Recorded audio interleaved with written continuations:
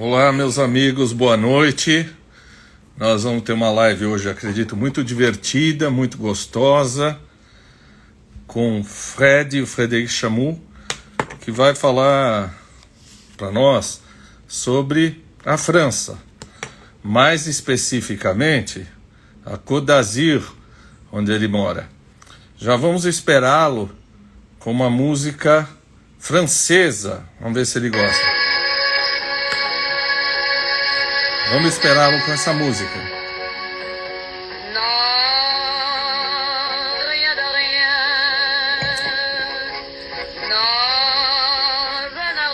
Quem gosta de Edith Piaf, olha aí. Tá dando para ouvir?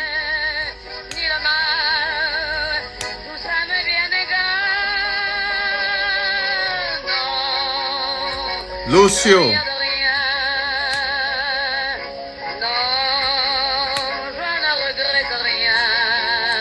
Ah, Jaque gostou.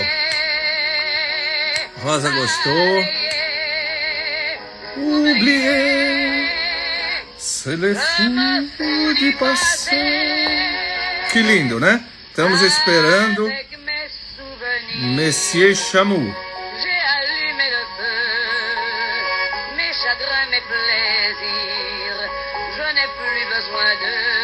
Não é linda? Eu não me arrependo de nada. Olha que lindo.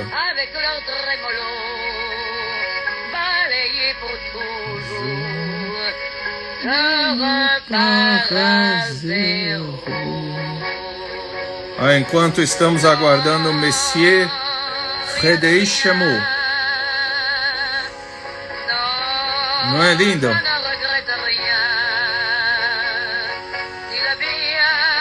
Mônica, como vai, querida? Quantos anos? Aí, onde está Monsieur Freddy?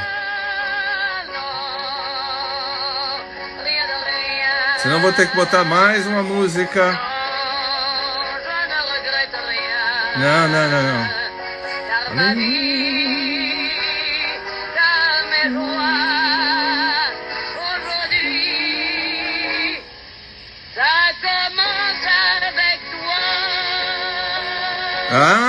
Entrou Monsieur Fred. Semana do Consumidor. Olha sim, Monsieur Fred. 20% off em eletrônicos. Aproveite. Des yeux qui font baisser les miens, un rire qui se perd sur sa bouche. Voilà le portrait sans retouche. J'appartiens.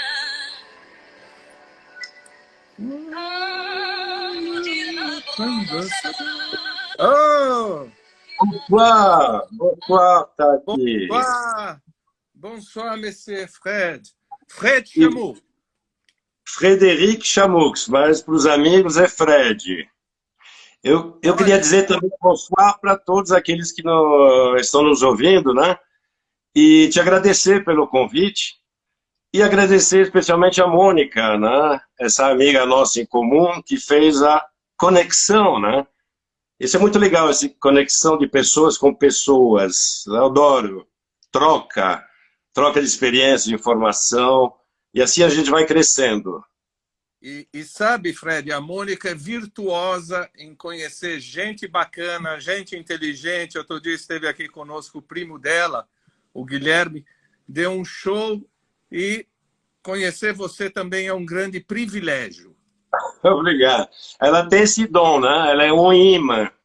É porque ela também tem esse lado, né? Eu tenho certeza, não tenho dúvida de... Atraem boas pessoas, não é isso? Sem dúvida. Estou brindando a você com o Rosé da Provence. E eu vou brindar com o meu refrigerante preferido, tá aqui. O Rongina. Aqui são 22 horas, né? E o happy hour já passou para mim, né? Laranja. Eu coloquei, antes de você entrar, a Edith Piaf cantando Je ne regrette rien. Eu vou perguntar para você a sua trajetória de vida. Quero saber se você vai dizer para nós também que je ne regrette rien. Já vou começar pelo final, pela conclusão. Je ne regrette rien. da minha vida. Se tivesse que refazer tudo outra vez, eu faria igual, porque até nos erros eu cresci. Então, je ne regrette absolutamente nada. Eu sou muito satisfeito da minha vida. Quando eu tive essa oportunidade, nesse tempo de confinamento, de olhar para trás e fazer um balanço, né, da minha vida. E eu me dei conta, né, o quanto ela é cheia, né, de coisas muito boas, alguns problemas, mas, como eu lhe falei, que me fizeram crescer, né? E a história é muito longa, tá aqui. Eu tenho 42 anos de expatriação na minha vida, né? Eu tenho 58, ou seja, eu morei 16 anos somente no meu país, que é a França. Eu nasci numa família de expatriados franceses e, na época, eles moravam em Marrocos. Então, eu nasci em Marrocos, por acaso do destino. Meu pai trabalhava numa multinacional francesa de cimento, e que tinha uma fábrica lá, e minha mãe era filha de um coronel do exército francês, que baseado em Marrocos para dar proteção à colônia, né? Estou falando dos anos 50, dos anos 60, quando as ex-colônias francesas do norte da África começaram a ter movimentos de independência, né? E Marrocos foi muito mais leve. Trágico foi na Algéria, né, nos anos 60, onde teve muita morte, né, até a França se retirar. Mas então, ele se conheceu... O Camus viveu isso na Argélia, né? Tanto que os pais dele chamavam Pied Noir, não é? Que eram franceses que viviam... Eu sou Pied Noir, na verdade. Somos nascidos, vividos nas antigas colônias, que eram muitas, né? Algéria era território, Tunísia era um mix de influências entre a Itália e a França, e Marrocos era um protetorado, ou seja, não era território francês, mas era parceiro privilegiado, parceiro prioritário em todos os termos, né? Econômicos, sociais, culturais. Então isso fez com que eu vivi 12 anos em Marrocos, num país onde todo mundo falava francês. E eu estudei esses 12 anos em colégio francês lá, só que vivendo no exterior. Isso já foi uma baita experiência. É que eu era jovem, né, na época. Eu poderia ter aproveitado mais intensamente nessa experiência. Mas tudo bem, eu me dei conta que, já crescido, eu tive a experiência no Brasil que valeu por mais de uma vida, né? Então, depois de 12 anos, meu pai foi chamado para trabalhar de volta na França, na sede da empresa, em Paris, e a gente morou 5 anos em Versailles. Lugar lindo, né? Tá aqui. Sim, sem dúvida.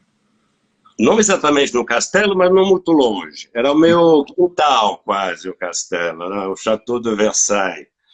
Mas o problema é o inverno todo, você pegar aquele trem de subúrbio para ir trabalhar, para estudar, debaixo de chuva, com um vagão cheio de franceses mal-humorados e de cara feia, embaixo de chuva, não foi para mim. Não caiu bem para mim. Eu estava vindo de Marrocos, de uma vida de sol, praia, andava a cavalo, naqueles cavalos árabes, puro sangue, né? Eu tinha 1 milhão de atividades, né? E essas duas culturas, era muito interessante, né? Mas na França tudo mudou. Então foram 5 anos que realmente não podia ter pulado, né? Na verdade, é um episódio não muito interessante da minha vida. Mas 5 anos depois, meu pai apareceu com uma notícia ótima. Um dia ele chegou em casa: gente, eu acabei de receber uma proposta para tocar um projeto em São Paulo, no Brasil, por 3 anos. Aí todo mundo na família, eu quero, fechou. Que idade você... Eu tinha 17 na época que me mudei para o Brasil. Eu vou falar em termos antigos de escolaridade no Brasil, porque tudo mudou, aqui também as coisas mudam e a gente não acompanha, né? Mas eu estava terminando meu ginásio aqui, eu ia fazer o colegial de 3 anos, lá no Brasil, no Lycée Pasteur, né, na Vila Mariana, em São Paulo, onde todas as aulas são em francês, onde existe equivalência, né, de diplomas e de programa. Né? É uma extensão da Secretaria da Cultura Francesa em país estrangeiro. Então, lá eu estudei os 3 anos, enquanto meu pai dirigia esse projeto, né, no Brasil, e foi uma descoberta para mim. Eu cheguei no Brasil com 17 anos, no auge da adolescência, eu tinha ouvido falar do Brasil, obviamente, mas para mim era futebol, praia e os biquínis na praia, das mulheres, né? Essa é a imagem do Brasil, é o carnaval, claro, né? O carnaval. Então eu fiquei super entusiasta, né, com a coisa. Poder sair da França e logo ir para um país de sonho, né? Porque para o europeu o Brasil tem essa... É muito exótico, é um povo alegre, um povo aberto, é um povo espontâneo. E eu posso te dizer isso de boca cheia, tá, aqui, porque eu vivi os dois lados, né? E você sabe o que eu estou dizendo, né? Então foram 3 anos maravilhosos, né?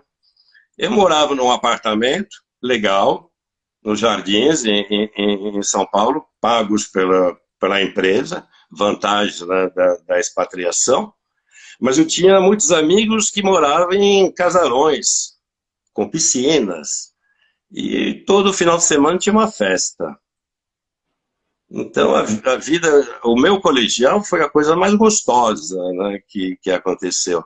Nesse meio tempo eu conheci minha primeira mulher, e passei meu exame final de colegial, meu baccalaureat, que é o equivalente do vestibular, né, no Brasil. Eu escolhi economia, tá aqui. Porque ciências exatas, o nome já diz tudo, são exatas. Sei. Surpresa. A minha vontade era humanas, e principalmente economia. Para quê? Para entender primeiro o mundo no qual eu vivo. Então, eu passei meu vestibular em economia, aí todo mundo volta para a França, volta para Versailles, e dali escolhi minha faculdade. Aí a escolha foi um pouquinho diferente, eu escolhi hotelaria, tá aqui. E por quê? Porque com isso eu podia escolher o país, a cidade onde eu queria morar. Não é legal isso? Muito legal. E eu não vou me privar de me dar prazer na minha vida, que é curta, contando com as responsabilidades profissionais, obviamente. Não vou ser um louco, né, de chutar o balde e viver de vento, mas eu queria ter essa mobilidade geográfica.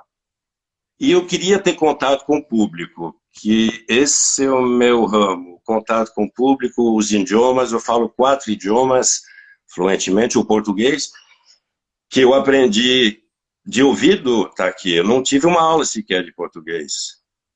Só me perdoe te interromper a respeito disso. A nossa amiga que nos acompanha muito aqui, uma profunda conhecedora de arte, Ada Lobato, diz assim: como tem um português maravilhoso. E assim, que ano que você voltou para a França pela primeira vez? Depois do Brasil? É. Em 81.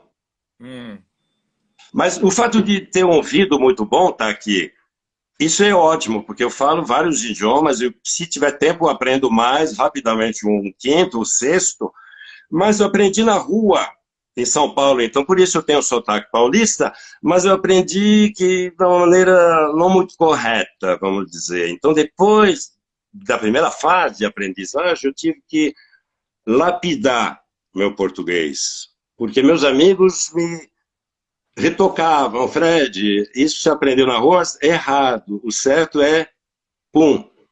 Aí eu fui captando para conseguir falar corretamente, porque eu sou muito ligado em comunicação, tá aqui. E um dos princípios básicos é falar corretamente. E falar objetivamente também, né? Então, eu não ia querer, não ia gostar de de falar o idioma do país onde eu moro, fiz os esforços possíveis e impossíveis para aprender e eu tenho essa facilidade, né? Acho que E eu aí, respondi, né? o que você trabalhou, o que você fez? Você fez muita coisa que eu sei, né? O que você fez aqui? Então, em 81, 2, 3, 4, 80, final de 84, me formei em hotelaria. Pronto. Com o diploma na mão, eu falei tchau para os meus pais. Eu falei, agora é minha vez. Eu fui 2 vezes como expatriado dependente, dessa vez eu vou de expatriado titular. Hum. Aí me mandei com minhas malinhas para São Paulo, aluguei uma kitnet, arrumei um trabalho em Dois Palitos como concierge no Maxud Plaza. Quando o Maxud Plaza ainda era um marco da hotelaria na América do Sul, né? Mas você já era casado, você veio casado? Não, eu me casei pouco depois de voltar para o Brasil, uma vez formado, né? Trabalhando no Maxud Plaza. Eu me casei uma primeira vez, eu tinha 23 para 24 anos, eu tenho uma filha, né? Que hoje tem 34 anos desse casamento, né? Então eu comecei de concierge lá no Maxud Plaza. Em 6 meses apareceu um cargo de gerente de serviços. O que é esse negócio de gerente de serviço no hotel? É um cargo muito híbrido, que existe muito pouco na hotelaria, mas que para mim foi o cargo que me fez entender muita coisa sobre a minha personalidade, né? Então deixa eu te resumir o trabalho de um gerente de serviço. São 3 turnos, a gente cobra as 24 horas da vida do hotel. O Maxud Plaza são 500 apartamentos, 5 restaurantes, 3 mil metros de eventos, são 3 bares, uma boate. É gigantesco, né? Uhum. O gerente de serviço era um tipo de um filtro de problemas entre todas as pessoas que estavam presentes naquele momento naquele hotel, podia ser hóspede, cliente de bar, de restaurante ou de eventos, e a diretoria de cada departamento. Um filtro já, para tentar resolver os problemas antes que chegam adiante. E depois das 18 horas e até o dia seguinte de manhã, era a autoridade máxima do hotel, né? Então, tá aqui, eu passei 2 anos da minha vida sendo chamado no BIP para comparecer em determinado departamento do hotel, sem saber sequer o que tinha acontecido e com um cliente furioso na minha frente. E muitas vezes com razão. E o meu dever era resolver o problema da pessoa sem deixar a excitação, o nervosismo do cara se expandir e afetar, contaminar os outros clientes que estavam presentes naquele recinto, naquele momento. Você sabe que um reclama e o outro se acha coragem também de reclamar, porque não tinha coragem, não queria ser o primeiro, mas sendo o segundo, leva a mão também e já abre a boca. É como um fogo em uma floresta seca. Começa e você não sabe onde vai parar. Então, ali eu aprendi muito, tá aqui, como lidar com o ser humano. E graças a Deus eu tive muito sucesso, muito êxito nesse cargo, não? Me perdoa, essa é uma época de ouro do Maxud, não é que tinha um restaurante Vikings de saudosa memória. Na boate, os irmãos do Calbi Peixoto tocavam, não era? Araquém Peixoto na boate, não era um boate... O Frank Sinatra tá aqui, inaugurou a boate do Maxud Plaza em 79. Quando eu cheguei lá em 84, 85, grandes nomes internacionais ainda passavam no Maxud Plaza. O restaurante o Viking, escandinavo, o La Cuisine du Soleil, era uma referência na culinária francesa em São Paulo na época. Tinha a Brasserie, 24 horas, tinha um restaurante japonês, tinha um italiano também, né? Eu não lembro o nome agora. Enfim, era uma cidade aquele hotel e de alto padrão. Então eu tive a chance de aprender muito em relação ao ser humano, muito em relação ao gerenciamento de crise, porque esse era meu cotidiano. O dia inteiro eu era chamado para resolver problema, eu chegava, era já fuzilado, sem saber o que tinha acontecido. Mas eu tenho histórias para contar sobre esses 2 anos da minha vida que preencheriam vários volumes, né? Anedotas, coisas muito pessoais da família que não pode ser divulgado, operações da Polícia Federal, na qual eu fui, apesar de eu não ter nada a ver com isso, me deram uma metralhadora para segurar um bandido dentro do hotel por alguns minutos, que para mim pareceu meses. Enfim, foi muito legal. Eu até subi e cheguei a assistente do diretor de alimentos e bebidas desse hotel. Uhum. Uau! Isso em 2, 3 anos.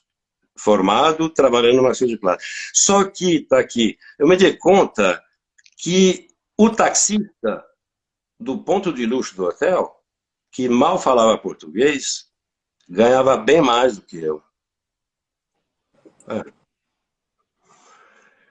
Tem algum problema, né? Eu fiquei com isso na cabeça, fui amadurecendo, eu fui gerente de um restaurante francês, L'Arnaque, na Oscar Sim. Freire, por um tempo, uma referência no foie gras, Sim. no Brasil, inclusive, né? Fiz a abertura de um hotel para um suíço em Macaé, norte do estado do Rio, depois de Búzios. Mas eu me dei conta que todos os empregadores na hotelaria só estavam vendo o deles. Aí um dia eu resolvi mudar completamente e eu comecei a trabalhar, tá aqui, de motorista bilíngue para locadoras de veículos em São Paulo. 10% dos pedidos dessas locadoras eram serviços com motorista. Motorista executivo, motorista bilíngue, e com isso atendi muitos CIOs de multinacionais, muitos palestrantes internacionais, de todos tipos de seminários e congressos que você pode imaginar. Muitos, como é que se diz, gente que decide opiniões, que formadores de opiniões. Eu trabalhei com o consultor político, né, do Clinton, consultor político do Mitterrand, trabalhei para o diretor da escuderia JPS, lembra daquelas Lotus pretas? Preto. Preto. Dourado. Eu fiz uma semana com o diretor da escuderia com crachá All Access. Você não tem noção do que é isso, tá aqui. Trabalhei em comitiva do Itamaraty, comboios cinematográficos de 50 veículos com Polícia Federal, batedores de Harley Davidson, Polícia Civil, era comboio de secretário norte-americano de defesa. Eu trabalhei para vários chefes de Estado, os primeiros ministros. Eu me dei conta que ali era um nicho gigantesco. E resolvi abrir empresa. E durante 20 anos eu toquei empresa de receptivo em São Paulo. Foi tudo maravilhoso. Desculpa, gente, estou acelerando um pouco porque a matéria é muito longa hoje, né? Tá aqui, senão você... Tudo bem, né? Vamos... Claro, nada impede que a gente volte a conversar. Então, foi anos de ouro. Anos de ouro, plano real. Tá aqui. Foi brincadeira o que ganhei de dinheiro. Eu lembro até hoje que uma diária do meu trabalho com o meu Ômega, que era o carro executivo, referência, né, da época, eu ganhava $300 para trabalhar 8 horas com um estrangeiro, para pegar no hotel, levar para o escritório, esperar 2 horas, aí depois ele ia almoçar, levava para o almoço, depois levava para visitar uma fábrica, ou às vezes em outras reuniões, final da tarde trazia para o hotel, às vezes era só, andei 30 quilômetros e ganhei $300. Hoje, para ganhar $300, com o mesmo trabalho no Brasil, você tem que trabalhar 48 horas praticamente. Uhum. Então, como todas as coisas boas têm um fim, e as bagunças políticas no Brasil que minaram a economia, meus clientes, todos multinacionais, laboratórios farmacêuticos, praticamente todos, bancos internacionais, praticamente todos, e empresa de energia, e tudo que você pode imaginar. Todos viravam para mim já em 2010, 11, me dizendo, Fred, a situação aqui está muito incerta, a gente não tem mais novos projetos de investimentos, né? Então, com falta de novos projetos, não haverá necessidade dos nossos colegas de outras filiais virem até aqui para debater o assunto. Então, não vou precisar reservar o aéreo para a pessoa, nem o hotel, nem os seus serviços. Em poucos anos, está aqui, eu perdi 80% do meu faturamento por causa da instabilidade política do país que levou a economia para o buraco, né? Então, em 2016, eu falei, chega, cansei de vender o almoço para comprar a janta, gastei muito dinheiro que eu não podia para fechar mês. 2017, janeiro, eu estava voltando aqui para minha terrinha, a Côte d'Azur. Eu falei muito de Versailles, né? Mas, na verdade, a Côte d'Azur é a terra da minha avó. É aqui que eu passei todas as minhas férias, de pequeno, de adolescente, de jovem, adulto, né? Então, é terra do coração aqui. Versailles, eu morei porque meu pai me levou com ele, né? Eu vim aqui morar em Nice, que é a capital da Côte d'Azur, porque é a região que eu mais amo na França. Então, você viu essa história? E nesse meio tempo, tá aqui, eu me reinventei várias vezes. Porque quando o trabalho de receptivo não estava contento mais, eu tive que buscar outras opções. Uma época eu fiz até viagem de grupo, né, de brasileiros para a França. Eu trabalhei de coordenador de eventos. Me reinventei fotógrafo profissional de eventos. Trabalhava cobrindo os eventos da Câmara Internacional de Comércio em São Paulo, da International Chamber of Commerce, da CNI, também da Confederação Nacional da Indústria. Isso é a parte glamurosa, mas eu fiz muito casamento, muito aniversário de criança, tá aqui, muitos eventos assim caseiros, né? Mas me descobri uma paixão nova, que é a linguagem corporal na fotografia. Dá relevo, dá movimento, dá até sons numa imagem estática. Isso é capturando a fração de segundo exato quando há explosão de linguagem pelo corpo. Então, estou falando de música, estou falando de teatro e estou falando de dança. Mas vai ganhar dinheiro com isso no Brasil, na situação que estão as coisas, né? Mesmo antes do Covid.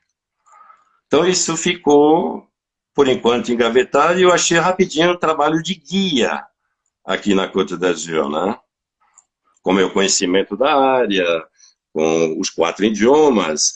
Só que estava tudo lindo até janeiro de 2020, né? Que foi quando começou realmente o problema do Covid. Eu tenho que dizer que está todo mundo aí dizendo que pena que você não nos recebeu, porque ter você do lado para falar é de uma cultura, de uma elegância maravilhosa. E você não só tem um bom português, excelente português, você tem um português sofisticado. Né? E você não tem medo de trabalhar, né? Você se vira, quer dizer, você vai de hoteleiro a Cartier-Bresson, né? Sai fotografando por aí, medo de trabalho, de se reinventar, não? Sem contar, que eu não te falei ainda, que se o turismo não redecolar este ano, o meu projeto vai ficar para o ano que vem, mas tudo bem. Eu estou pensando até procurar emprego de atendente em balcão de locadora de veículos em aeroporto, para ganhar pelo menos um salário mínimo, que é de 1.350 euros aqui, e com as ajudas do governo vou me fazer passar esse ano de uma forma bem tranquila. Eu vou ter contato com o público, vou usar meus idiomas, mas eu vou dizer a verdade, tá? Que não vou mentir para você. Não vai ser uma coisa excitante para mim, mas esse ano eu preciso trabalhar. Já estou há mais de um ano sem atividade, me reinventei no Instagram e que está ótimo. Estou adorando o carinho das pessoas, isso me dá uma energia, um combustível, né, extraordinário para passar essa fase, né, de pandemia. Então, estou sempre procurando o que fazer. Eu costumo dizer, eu sou desempregado mais ocupado da Côte d'Azur. Eu cuido da minha mãe também, eu faço 1 milhão de coisas, né? Eu sou muito curioso, estou sempre procurando saber, conhecer. Fala o seu Instagram de novo para as pessoas te seguirem. É muito fácil, gente. Eu pensei no meu nome. Meu nome, meus pais adoram, eu gosto muito, meus amigos também, mas além disso, não há ninguém, né? Então eu fiz um negócio diferente. Eu coloquei o que resume meu trabalho. Então, fácil lembrar. É guia em português na Côte d'Azur. Nada mais óbvio. Você procura um guia em português na Côte d'Azur, eu sou o primeiro da lista. E lá eu falo de tudo um pouco, né? De todos os pontos principais da Côte d'Azur, estou sempre inventando maneiras novas, estou apanhando, eu tenho que confessar, tá aqui, eu estou apanhando com a tecnologia.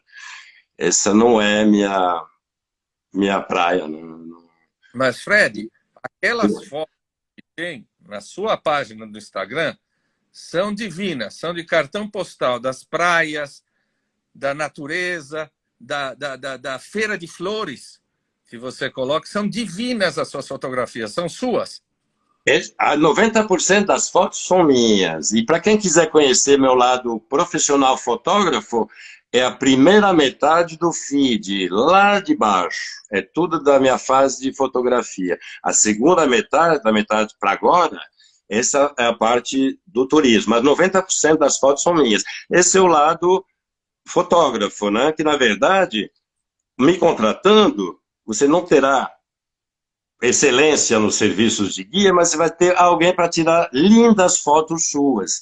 Quantas pessoas não voltam de viagem, tá aqui, frustradas, porque as fotos saíram horrorosas, né? Cortou a cabeça da pessoa, ficou flu, né? Assim, embaçado, enfim. Você é muito modesto. Eles terão um dos guias. Olha, eu não conhecia uma das pessoas mais extraordinárias que eu já ouvi aqui como guia e um grande fotógrafo. É serviço completo, não é, Fred? Opa! O resto fica para um outro episódio, os serviços. Tá bom. Você está casado com filhos? Como é que você está hoje vivendo? A minha vida sentimental é tão rica quanto a minha vida, o resto da minha vida. Mas não conta tudo, não. Só um Tenho pouquinho. vários casamentos, tenho 2 filhos maravilhosos, uma filha de 34 anos que vive em Toulouse e acabou de me dar uma neta 6 meses atrás, e um filho de 20 anos que ainda estuda em Montreal, de um outro casamento. E hoje eu estou com uma outra mulher. Não precisa contar para nós. Eu não preciso justificar, eu não estou me justificando. Estou muito bem resolvido em toda a minha vida nesse aspecto sentimental também. Não tem problema. Bom, você podia começar dizendo que onde você mora, os meus ancestrais gregos, lá atrás, em Cannes, Marseille, chegaram aí, não é verdade? 600 anos antes de Cristo está aqui. Eu tenho que agradecer seus antepassados, porque foram eles que construíram a primeira cidade na França, Marseille. Marseille foi construída 600 antes de Cristo pelos gregos e foi a cidade mais antiga, em termos de cidade, né? O que a gente chama, no vocabulário moderno, né, contemporâneo, uma cidade. Né? E 100 anos depois, ou seja, 500 antes de Cristo, eles resolveram abrir mais 3 portos no sul da França. E esses 3, por coincidência, foram na Côte d'Azur. Abriram um em Antibes.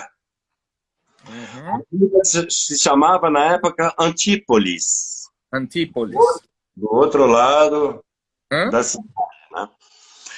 Criaram um porto em Nice. Nice, chamaram a cidade de Nice de Nicaia. Vitória. Né? Olha, Nikkei. É? E também construíram na mesma época o porto de Mônaco. E o nome desse porto era Monoikos, que é uma referência a Hércules, se não me engano. Me corrige, tá aqui, porque é muito... Monóico. Hã? Monóico. Monoikos. Tá. Não sei. Vou consultar Eu depois. acho que é uma referência porque o porto de Mônaco chama Porto Hércules. Uhum. O Mônaco tem essa ligação, uma referência para os gregos, né? Os montes que tem atrás de Mônaco, que são bem próximos de Nice, também tinha essa referência de que ele foi usado um dia, que o Hércules viveu lá por um tempo da sua vida. Mas eu não sou historiador, na verdade. Eu sou um curioso, tá aqui. Então, eu não daria para ir mais a fundo, né, e te dizer exatamente, porque na verdade os clientes querem informações, não querem ouvir um livro de história. Eu já conheci guias de turismo que era um livro áudio de história, Uhum. tão monótono que a metade das pessoas comiam. E o meu negócio é uma coisa muito mais ativa, que mistura o passado com o presente. Eu sou bem crítico também, então tudo isso faz uma mistura bem mais ativa, participativa e gostosa, né? Eu vou ter lendas para fazer as pessoas sonhar, eu vou ter brincadeiras, piadas, enfim. É uma coisa que é comunicação, né? É muito ativo na coisa toda. E eu ensino e aprendo com gente do mundo inteiro diariamente, né? Meus passageiros não são só brasileiros. Brasileiros, ultimamente, são o quê? 10% dos meus passageiros, né? Situação que eu quero mudar, mas eu atendo gente do mundo inteiro. Que E essa línguas, Fred? Hã? Que línguas você fala?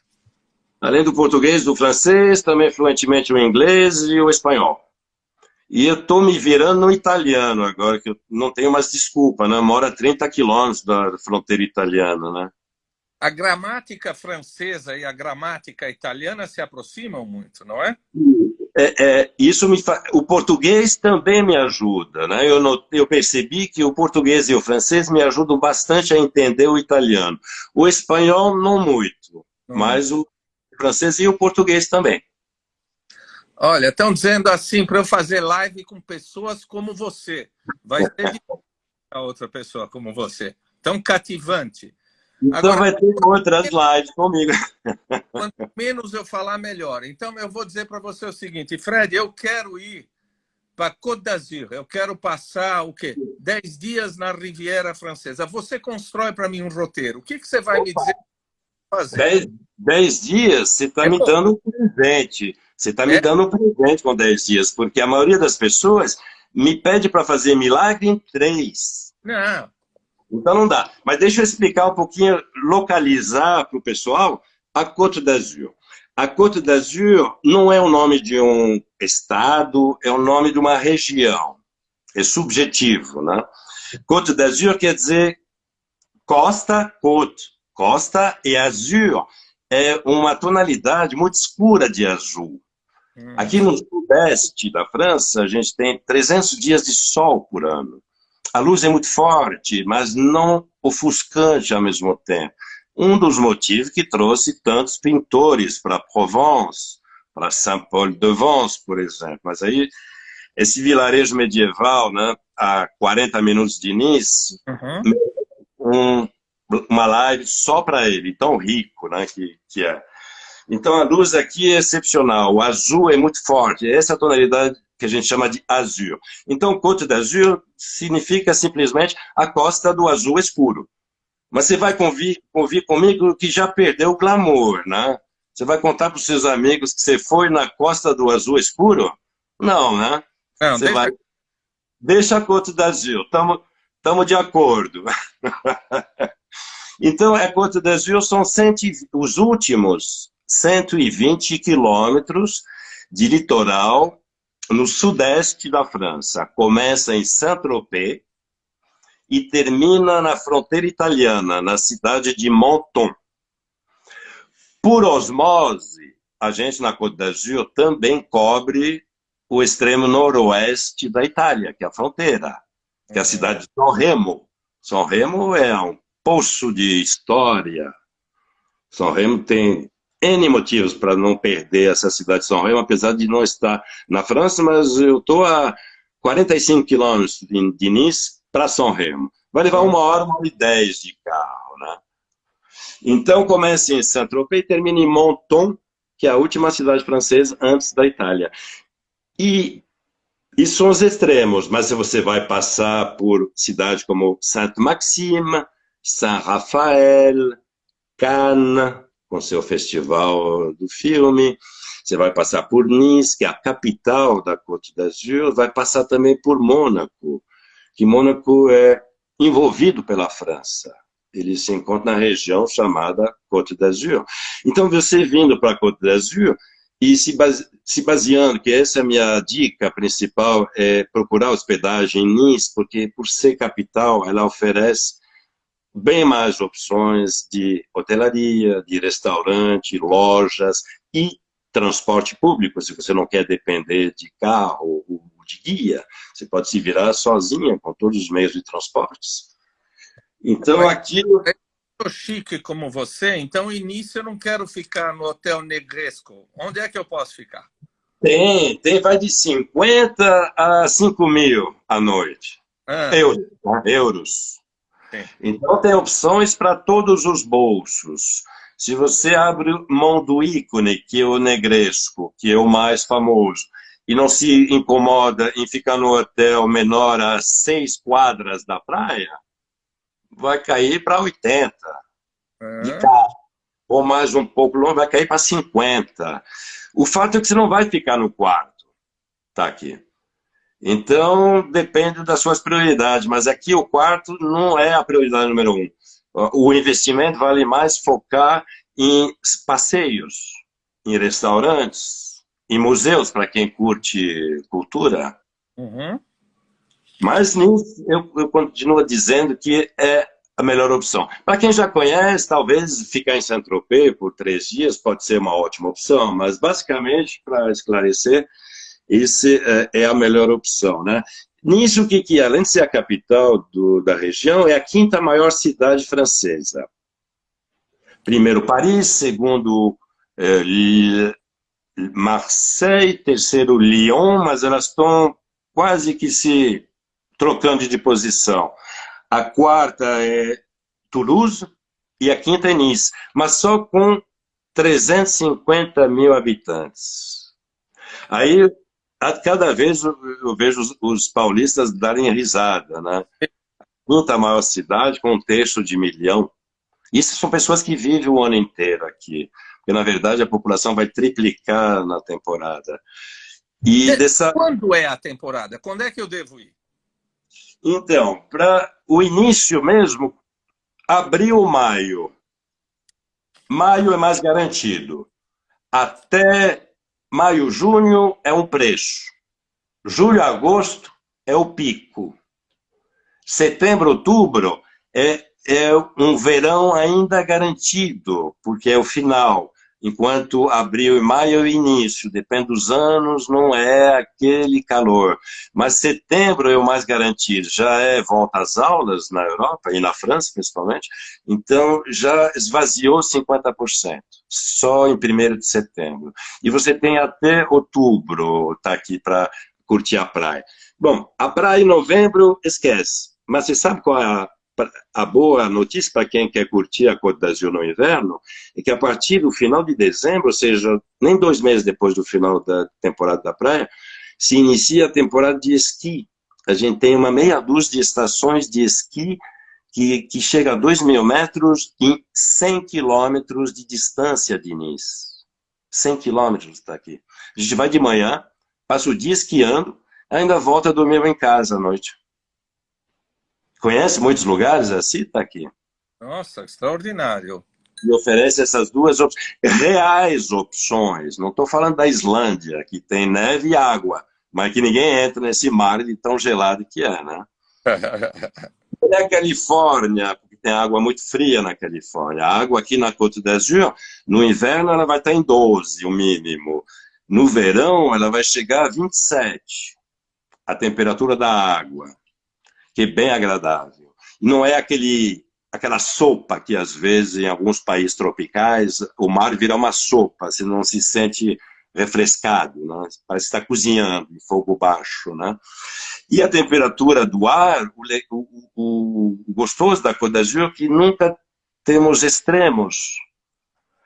Ou seja, o inverno nunca é muito frio. É o mais brando do país. Dificilmente a gente vai passar a noite abaixo dos 5 graus. Em Nice, né? No litoral. E dificilmente passaremos de 32 à tarde no verão. Enquanto pode bater 42 em Paris sem um pingo de vento, né? E aqui a gente tem a brisa do mar, né? O dia inteiro, dia e noite.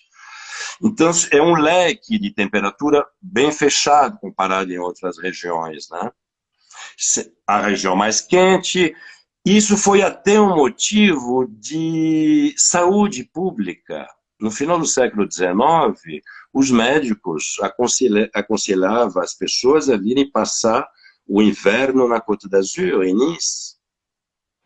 Mas quem podia se dar o luxo, está aqui, final do século XIX, passar 3 meses na Côte d'Azur e bancar mais uma casa, mais uma equipe para manter a casa e tudo mais, nada menos do que a rainha da Inglaterra, a rainha Victoria, o rei da Bélgica, Leopoldo II, a família real sueca, o último czar russo e os pais, primeiro, Nicolau II, e com isso a gente tem a maior catedral ortodoxa russa do mundo, fora da Rússia, né? Ela está em Nice. Tem um post lá. Você é ortodoxo? Está aqui? Meus pais eram ortodoxos. Uhum.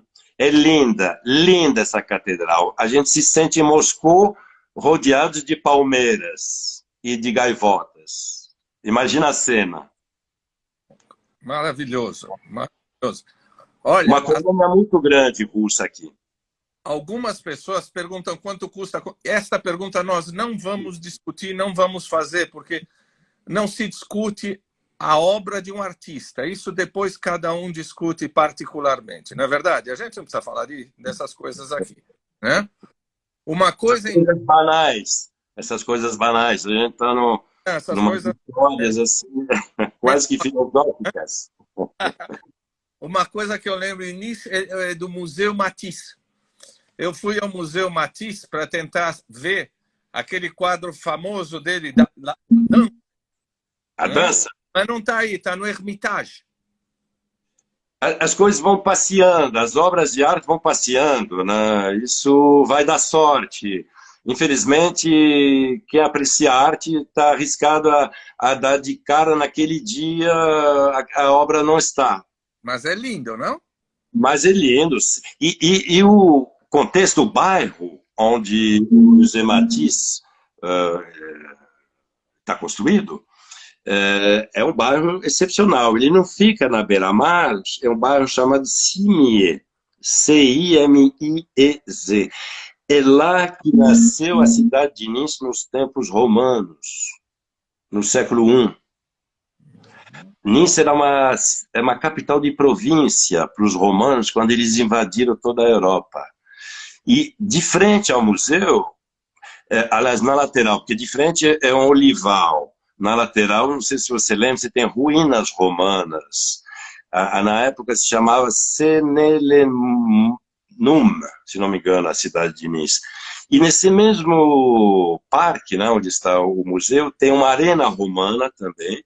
É um complexo, com o monastério, o jardim do monastério, o olival, o Museu Matisse e as arenas romanas e as ruínas romanas das termas. E era o palco, imagina então aquele lugar que você conheceu, a parte externa, em pleno festival de jazz. Até 20 anos atrás, o festival de jazz em Nice, que é um dos mais antigos do mundo, acontecia nesse parque, com 3 palcos simultâneos, com 3 apresentações por noites e por palco. 3 vezes 3, né? São 9 shows por noite naquele quadro natural e antigo, né, dos romanos, maravilhoso. Mas estava incomodando os vizinhos, então mudaram e reduziram o tamanho do festival. Nice já foi italiana, não é? Garibaldi, não é? Isso que acrescenta, gente, o que me faz gostar mais desse pedacinho de França do que da região de Paris. Paris eu amo, passar uma semana por ano. Tá bom, não precisa de mais, não. Mas aqui, esse fato que Nice, não só Nice, como os últimos 30 quilômetros da Côte d'Azur, se iniciando em Nice e indo até Menton, que é a fronteira atual, passando pelo Principado de Mônaco, que lá já existia na época, essa região de 30 quilômetros de litoral, até 1860, pertencia ao Condado de Savoy. Uhum. E que era esse Condado de Savoy? Era simplesmente o nome dos territórios ao norte da Itália, que depois, por casamento, se juntou com a filha do rei da Sardenha, o duque de Savoy virou rei de Sardenha, e foi um dos atores principais da unificação italiana, em 1870, o Victor Emanuel II, de Savoy. Então, ele era o dono do pedaço aqui. E junto com o Garibaldi, soma parentes, o Garibaldi, que nasceu em Nice, que foi outro grande nome da unificação italiana. Sim. Fechando a parênteses do Garibaldi. Então, o que aconteceu em 1860? O Savoy foi invadido pelos austríacos e não conseguiram segurar os austríacos. E naquele momento, sorte de Savoy, que ele estava de bem com os vizinhos, com os franceses, né? Então ele pediu uma força para Napoleão II, né? E Napoleão atendeu, mandou parte do exército francês e juntos conseguiram chutar os austríacos para fora. Então, em retorno, o Duque de Savoia deu de presente esses 30 quilômetros de território. Então, quem é de raiz entre Nice e Menton é francês há 160 anos, mais ou menos. E é nada comparado com toda a história da França, né? Uhum. Então, essa mistura Itália-França, que deu muito certo essa mistura. Temos o glamour francês com o charme italiano. Isso deu a Côte d'Azur. Espera aí, deixa eu te contar uma história. Coisa da época, do pensamento da época. Então, essa retribuição de Savoy, eles resolveram dar uma mascarada. E com o governo francês resolveram organizar um referendo em Nice, com uma pergunta bem simples. Você gostaria de ser francês, sim ou não? Primeiro detalhe, a pergunta era em francês para gente que só falava italiano, né? Mas não é o pior ainda, não é o pior. Agora, você respondesse sim, tchau e bens, volte para casa, fique bem, né? Agora você responde não, eu não quero, tinha que explicar, em francês. E em 1860, que a liberdade de expressão era bem diferente da nossa, né? Então, deu no que deu, 95% da população falou que sim, mas, na verdade, foram obrigados a aceitar uma decisão do Duque de Savoy pela ajuda do exército francês. E isso que deu certo. Por isso que esse é um fator principal que diferencia, né, a Côte d'Azur do resto da França, porque a França é muito densa, né, tá aqui. A gente tem a sorte de ter muita coisa, né, para ver. Passaríamos um ano de férias aqui para conhecer cada buraco, né? Ô, Fred. Está no meu coração, né? Desde pequeno. Ô, Fred, só entre nós dois, ninguém vai ouvir o que estamos falando. Quando é que eu tenho que ir para Cannes para conseguir um autógrafo da Penélope Cruz? Bom, primeiro tem que haver o festival, porque o ano passado ele foi cancelado, né? Fizeram um festivalzinho virtual, mas que não teve proporção nenhuma, né? Esse ano dizem que vai acontecer em julho. Espero que até lá a situação esteja melhor. Mas se não, é no início de maio. Mas a Ai, briga vai ser grande, já se prepara, tá aqui, porque a briga é grande para conseguir, né? é. Você e mais uns milhares, né, de pessoas vão estar enlouquecidas para conseguir chegar perto desses artistas, né? Eles não dão muito boi, não. No geral, não dão muito boi, né? E, inclusive, eu queria, já que você tocou no assunto de Cannes, eu queria esclarecer uma coisa, porque eu fico muito triste porque 99% das pessoas que vão conhecer Cannes pela primeira vez voltam frustradas. Hum. E vou explicar por quê. É muito simples. Porque a imagem do Festival do Filme, que acontece desde o do pós-guerra, né? E aí eu poderia até contar, se te interessar, a história lá do festival lá de Cannes, né? Ué, conta, conta. As pessoas estão amando, pode contar. Então, na verdade, tudo começou em 1938.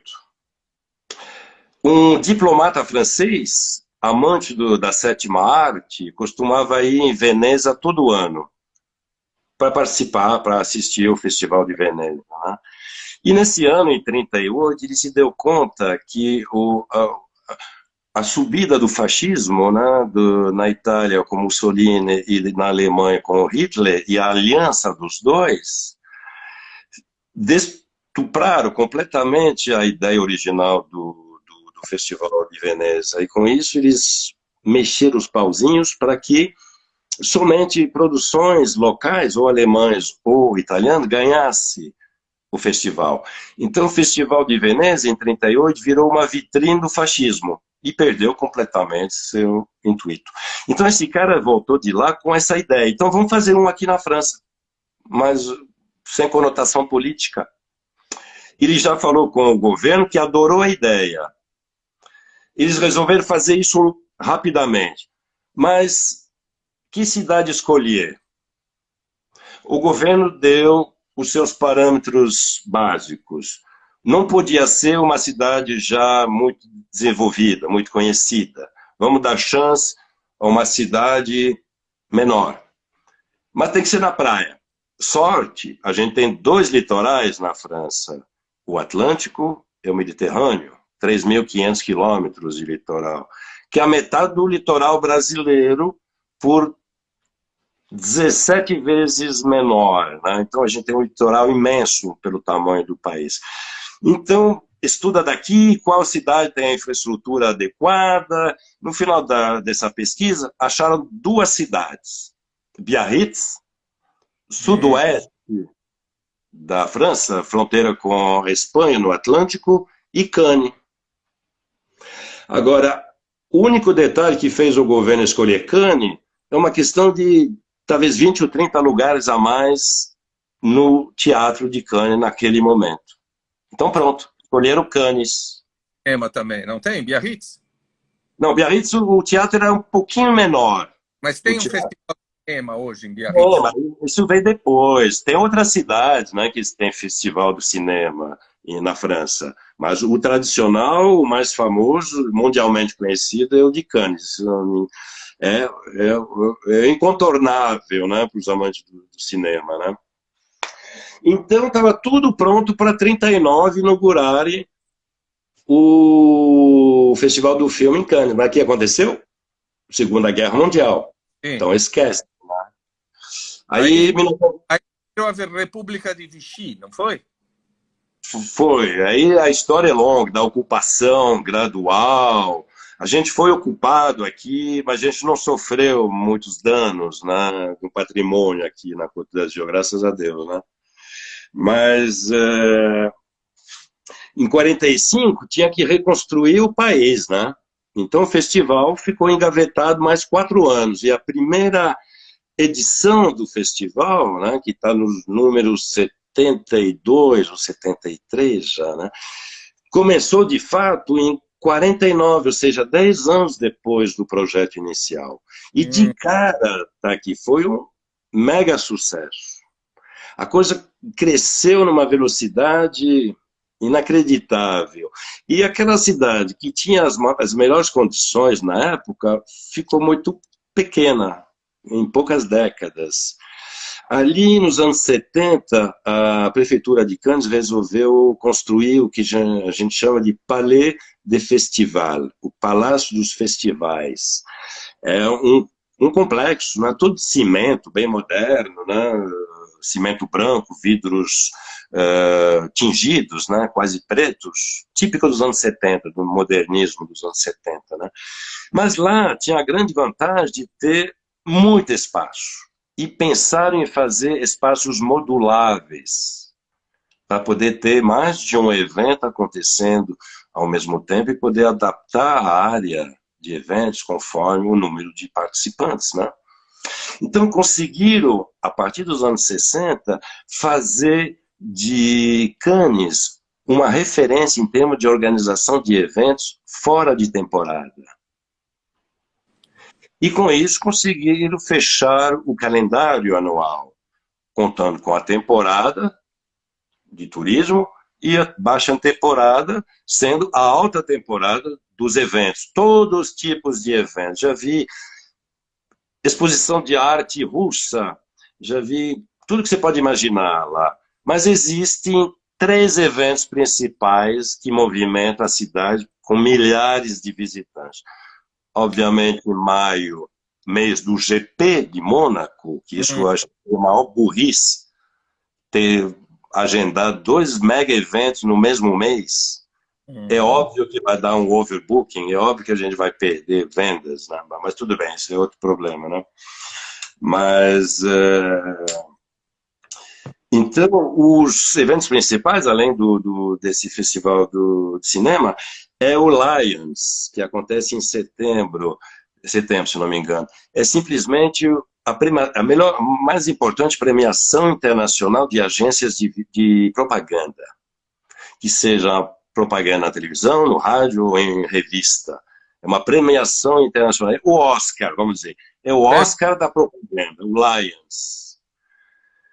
E tem um terceiro evento também de porte.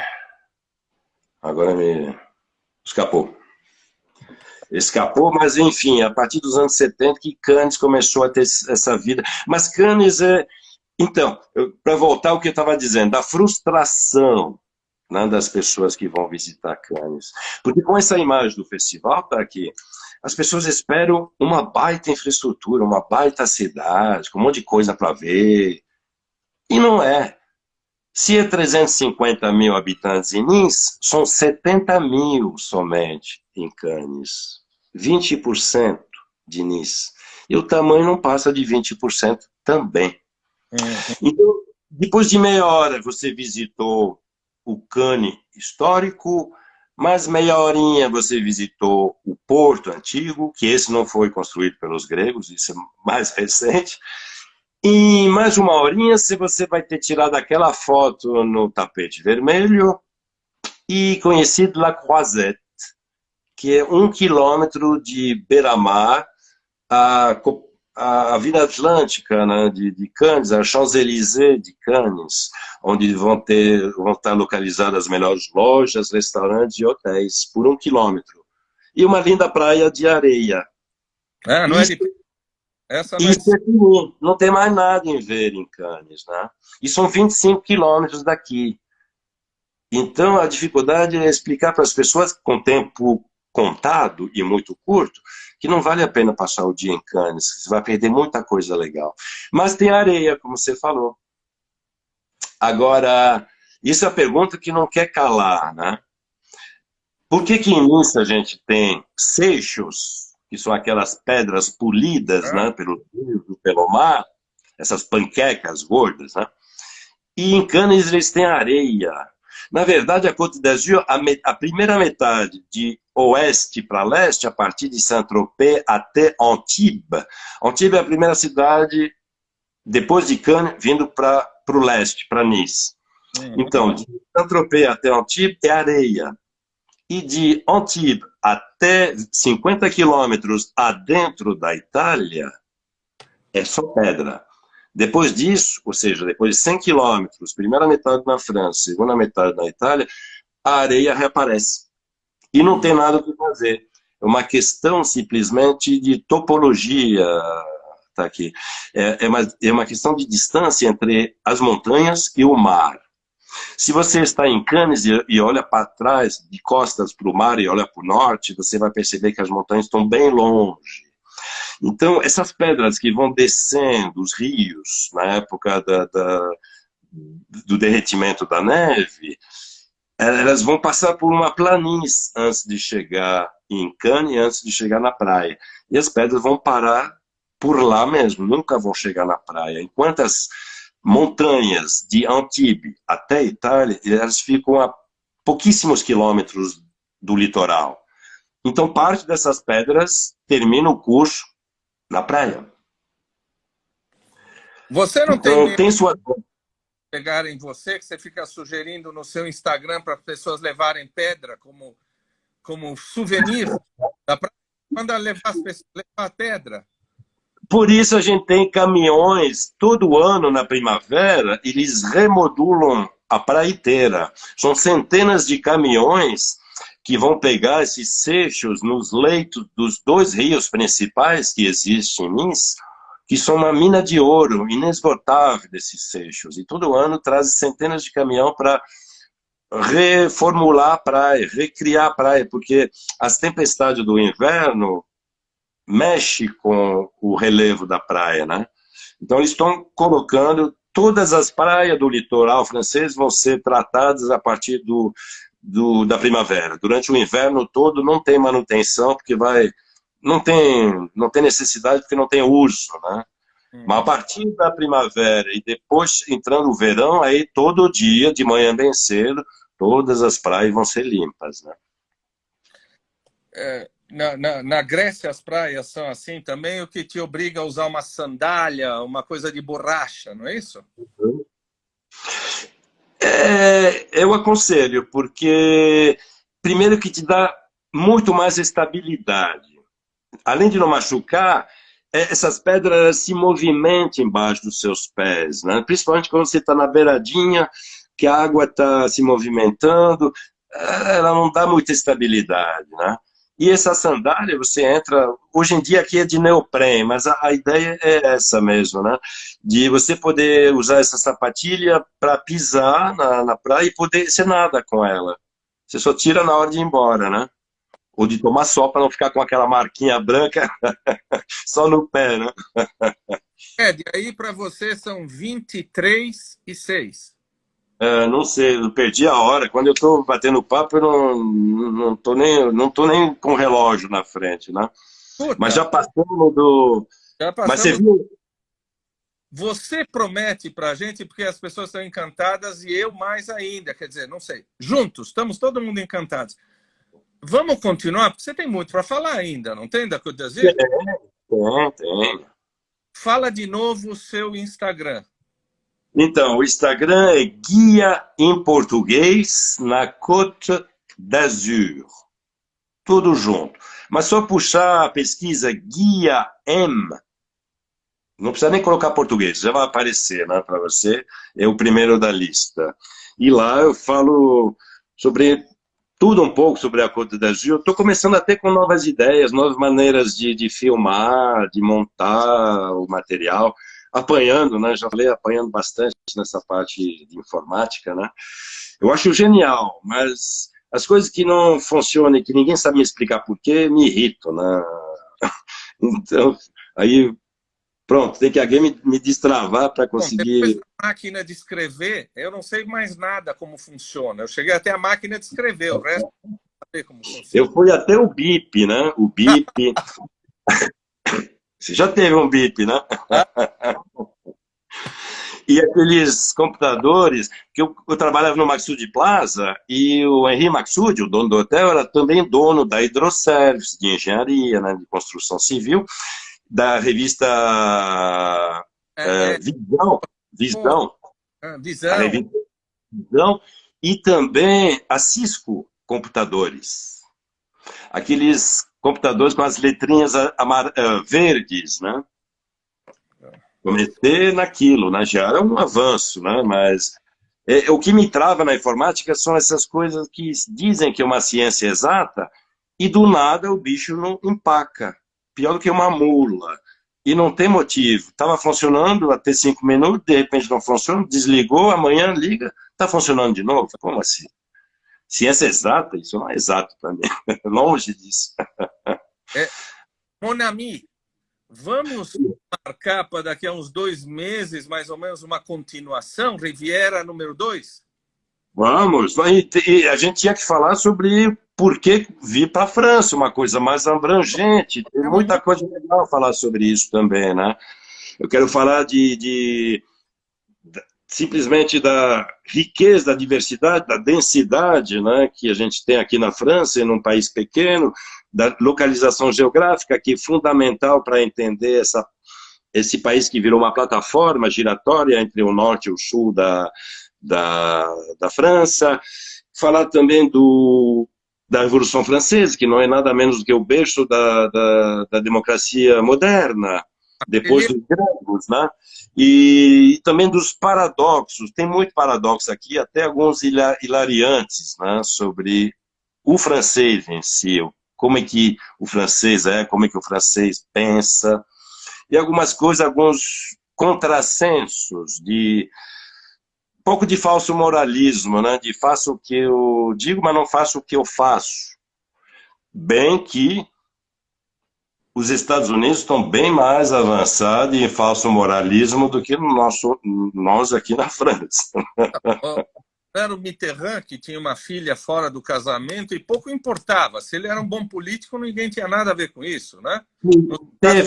Mas teve uma outra mentira também que pegou mal, mas para a gente é segundo plano.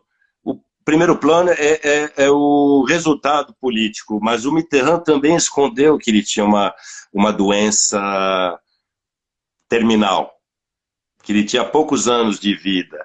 E isso, na lei, na Constituição francesa, obriga um chefe de Estado a informar sobre o seu estado de saúde.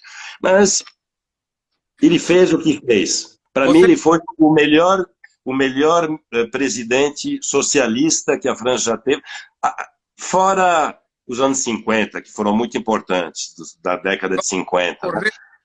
Apesar que eu sou de direita, né? De centro-direita, mas eu reconheço que o Mitterrand fez muita coisa boa, sem dúvida. Falta você falar um monte de coisa, você vai falar do que nós vamos comer, do que nós vamos beber, vai falar de gastronomia, não é? Vamos continuar isso?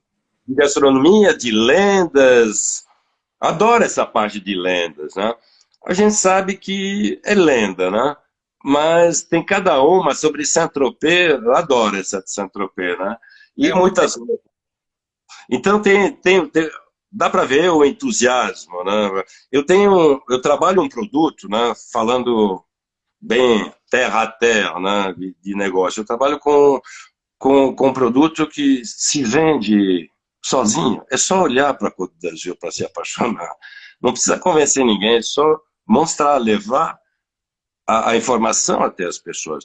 Eu sou como um vendedor de Coca-Cola, né? Na verdade, ele sabe que todo mundo quer, ele só vai anotar pedido, né? Porque todo mundo já quer. Né? Você está sendo modesto porque eu conheço um pouquinho, a Côte d'Azur é maravilhoso, mas visto pelos teus olhos, fica mais lindo ainda. Vamos lá? Sem dúvida. Sem dúvida. Sim, essa experiência dos países que me trouxe 3 com Marrocos, né? Eu fiz questão de procurar o melhor de cada civilização, de cada cultura e tentar montar a minha própria filosofia de vida. Isso achei o principal da minha experiência. Isso é primordial hoje para ser o Fred que eu sou, né? Mas vamos fazer, se tem muita coisa ainda, você marcar é um prazer, adoro.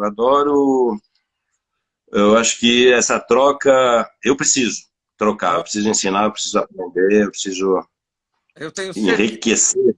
A gente vai sair daqui e vai beber das suas águas correndo agora para conhecer mais coisas sobre você. Né? Fred, Ótimo. muito obrigado a você. Muito obrigado para você estar aqui. Foi um prazer estar com vocês, hein? Vai ter outras, estou esperando. Vai. Tchau, tchau. A bientôt. A bientôt.